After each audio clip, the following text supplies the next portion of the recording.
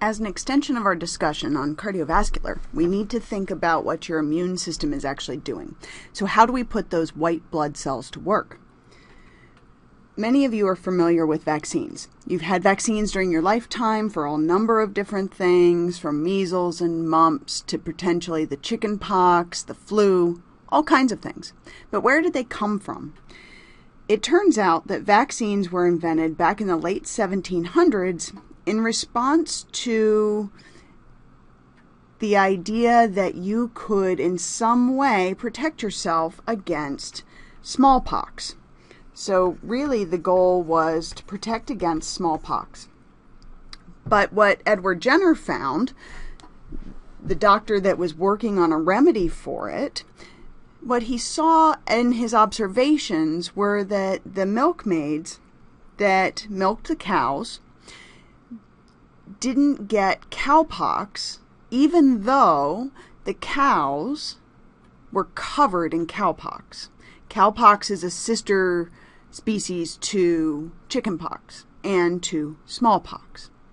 So what Jenner thought was, okay, well, let's look at these milkmaids and what's going on with them. And he noticed on their hands they would get small sores, but nothing like a full outbreak. So what he did was actually took the pus that occurs, and if you've had chicken pox or anything like that, you know that it fills with a pussy kind of ooze that he took out of the sores and actually spread them on James Phipps, a little 8-year-old boy. Today, of course, we would never get away with this, but in the late 1700s, the doctor is right. So he exposed James basically to a large infection of cowpox, but it's not large in the sense that it would cause any kind of severe infection, he didn't think.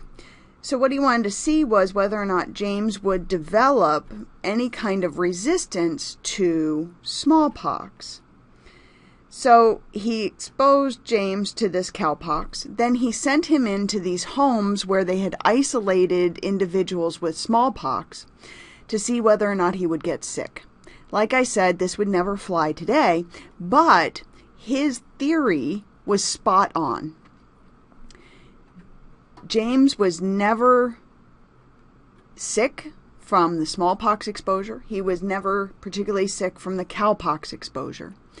So by exposing him to cowpox, a similar strain to smallpox, he had James's immune system build up against that particular infection. And when he did, he actually made him immune to smallpox.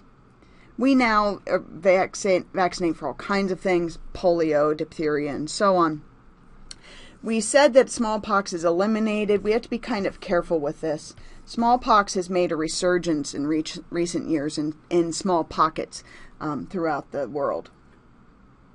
But that's where our first vaccines came from.